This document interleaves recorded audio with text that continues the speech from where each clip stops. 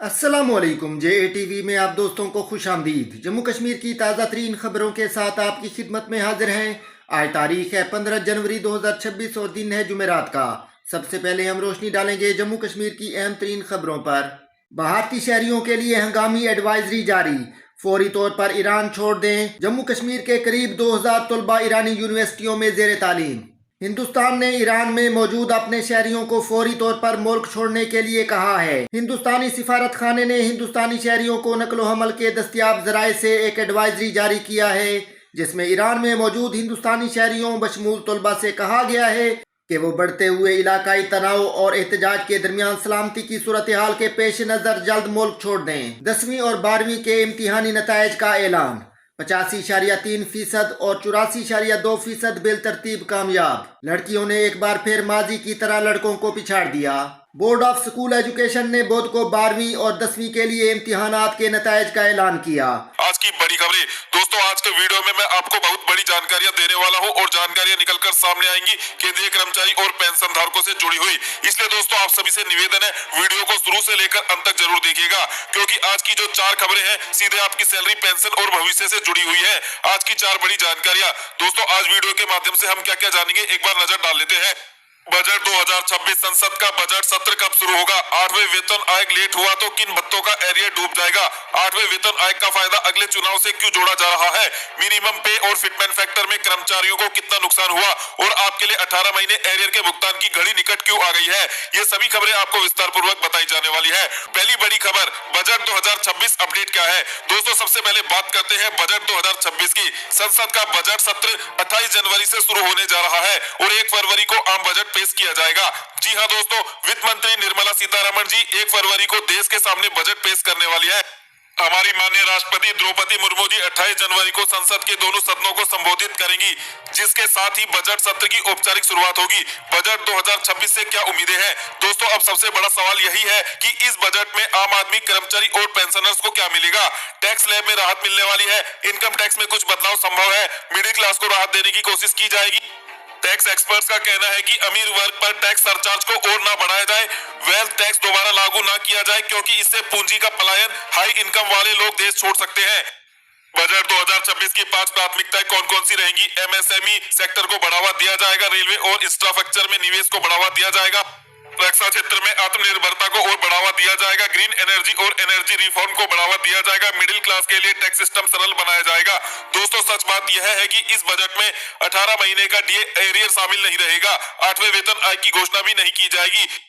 केंद्रीय कर्मचारी और पेंशनर्स के लिए कोई बड़े तोहफा मिलने की संभावना बहुत ही कम है। इस बजट सत्र से सोशल मीडिया पर जो बातें फैलेंगी, आप करोड़पति बन जाएंगे, BMW ले लेंगे, बुलेट ट्रेन घर आएगी, इन सभी अफवाहों से आप दूरी बनाए रखें, क्योंकि सोशल मीडिया में इस तरह की खबरें लगातार फैलाई जा रही है। अब चलिए दोस्तों दूसरी बड़ी खबर, 8वें वेतन आयोग में देरी और भत्तों का नुकसान। दोस्तों अब बात करते हैं 8वें वेतन आयोग के देरी से होने वाले नुकसान की। आपकी जानकारी के लिए बता दें कि 8वां वेतन आयोग तो 1 जनवरी 2026 से ही लागू माना जाएगा, लेकिन कर्मचारियों को इससे क्या नुकसान देखने को मिल सकता है, क्योंकि 8वें वेतन आयोग की जो कमेटी है उसे पूरे 18 महीने का समय दिया गया है अपनी रिपोर्ट पेश करने के लिए। उसके बाद भी केंद्र सरकार 3 से 4 महीने का समय ले लेगी, तो ऐसे में मानकर चलिए साल 2027 के अंत में या साल 2028 की शुरुआत में आपको 8वें वेतन आयोग के अनुसार बढ़ी हुई सैलरी और पेंशन मिलेगी। लेकिन आपको बताते चले कि केंद्रीय कर्मचारी पेंशन धारकों को जो सैलरी पेंशन बढ़ेगी उसका एरियर 1 जनवरी 2026 से ही भुगतान करके दिया जाएगा। अब दोस्तों यहाँ पर आपकी समझने वाली बात है कि 1 जनवरी 2026 से आपकी जो सैलरी पेंशन बढ़ेगी उसका एरियर का भुगतान तो कर दिया जाएगा, लेकिन भत्तों का एरियर का भुगतान नहीं किया जाएगा, क्योंकि 7वें वेतन आयोग में भी ऐसा ही किया गया था। 7वें वेतन आयोग के लागू होने की दिनांक के बाद जब लागू किया गया था तो भत्तों का एरियर का भुगतान नहीं किया गया था।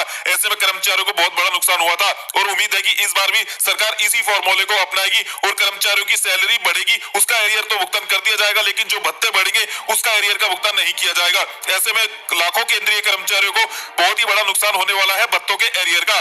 कौन कौन से भत्तों का एरियर आपको नहीं मिलेगा, अब ये भी जान लीजिए।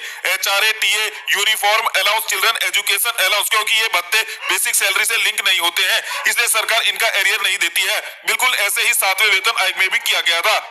इसी सबको ध्यान में रखते हुए जेसीएम के सचिव शिव गोपाल मिश्रा ने अपने मांग पत्र में सरकार से पहले ही मांग कर दी है और कमेटी से पहले ही मांग कर दी है कि जब भी 8वें वेतन आयोग की सैलरी पेंशन आएगी तो बढ़ी हुई सैलरी पेंशन का तो एरियर का भुगतान किया ही किया जाए, लेकिन जो भत्ते बढ़ेंगे उनका एरियर भी कर्मचारियों को भुगतान किया जाए। 7वें वेतन आयोग की तरह केंद्रीय कर्मचारियों के साथ भेदभाव नहीं किया जाए। अब देखने वाली बात है कि 8वां वेतन आयोग के अनुसार जब सैलरी पेंशन मिलेगी तो आपको सैलरी पेंशन के एरियर के अलावा क्या कर्मचारियों को केंद्र सरकार भत्तों का एरियर का भुगतान करेगी या फिर इसे 7वें वेतन आयोग की तरह ही जारी रखेगी। उम्मीद है कि केंद्र सरकार इस बार भत्तों के एरियर का भुगतान करे ताकि कर्मचारियों को कोई बड़ा नुकसान ना हो।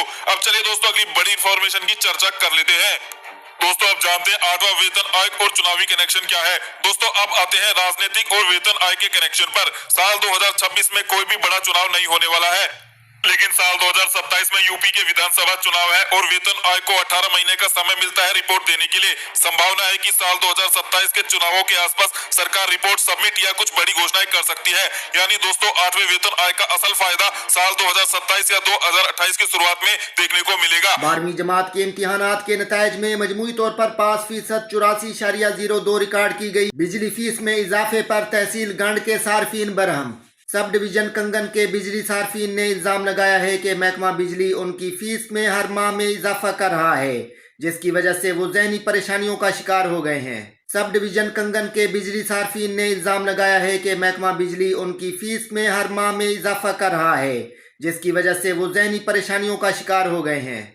जम्मू में भी तारीख का चौथा सबसे कम दर्जा हरारत रिकॉर्ड। डल झील के कोची से शदीद सर्दी से मुंजमद। जम्मू में भी तारीख का चौथा सबसे कम दर्जा हरारत रिकॉर्ड। डल झील के कोची से शदीद सर्दी से मुंजमद। जहाज़ों, रेलों और गाड़ियों की नकलो हमल बुरी तरह मुतासिर। मामूलात ज़िंदगी दरम बरम। जहाज़ों, रेलों और गाड़ियों की नकलो हमल बुरी तरह मुतासिर। मामूलात ज़िंदगी दरम बरम। जम्मू में बुध को गहरी सफ़ेद धुंध ने मामूलात ज़िंदगी को बुरी तरह मुतासिर कर दिया, जिसके बायस हवाई और रेलवे खिदमात मुतासिर रहीं और शहरी नकलो हमल में शदीद मुश्किलात का सामना करना पड़ा। महकमा मौसमियात और इंतजामिया ने शहरियों को आने वाले चंद दिनों तक धुंध और सख्त सर्दी के लिए तैयार रहने की हिदायत की है। महकमा मौसमियात और इंतजामिया ने शहरियों को आने वाले चंद दिनों तक धुंध और सख्त सर्दी के लिए तैयार रहने की हिदायत की है। कठुआ में मुश्तबा मिलिटेंटों की नकलो हरकत के बाद मुहासरा जारी। तलाशी ऑपरेशन का दायरा कार वसी। इजाफी नफरी तैनात। मुतअद्दिद देहात घेरे में ड्रोन कैमरों के जरिए निगरानी। कठुआ में मुश्तबा मिलिटेंटों की नकलो हरकत के बाद मुहासरा जारी। तलाशी ऑपरेशन का दायरा कार वसी। इजाफी नफरी तैनात। मुतअद्दिद देहात घेरे में ड्रोन कैमरों के जरिए निगरानी। जम्मू कश्मीर के जिला कठुआ में सिक्योरिटी फोर्सेज ने मुश्तबा मिलिटेंटों की नकलो हरकत की इतला मिलने के बाद सर्च ऑपरेशन को मजीद तो मालूम हुआ है कि सिक्योरिटी फोर्सेज ने 1 दर्जन से जायद देही इलाकों को मुहासरे में लेकर मुमकिन फरार होने के रास्तों पर पहरे बिठा दिए हैं। मालूम हुआ है कि सिक्योरिटी फोर्सेज ने 1 दर्जन से जायद देही इलाकों को मुहासरे में लेकर मुमकिन फरार होने के रास्तों पर पहरे बिठा दिए हैं। दोस्तों ये थी आज की ताज़ा तरीन खबरें। मजीद ऐसी वीडियोस को देखने के लिए हमारे चैनल को सब्सक्राइब करें। वीडियो को देखने का बहुत शुक्रिया। अल्लाह हाफिज़।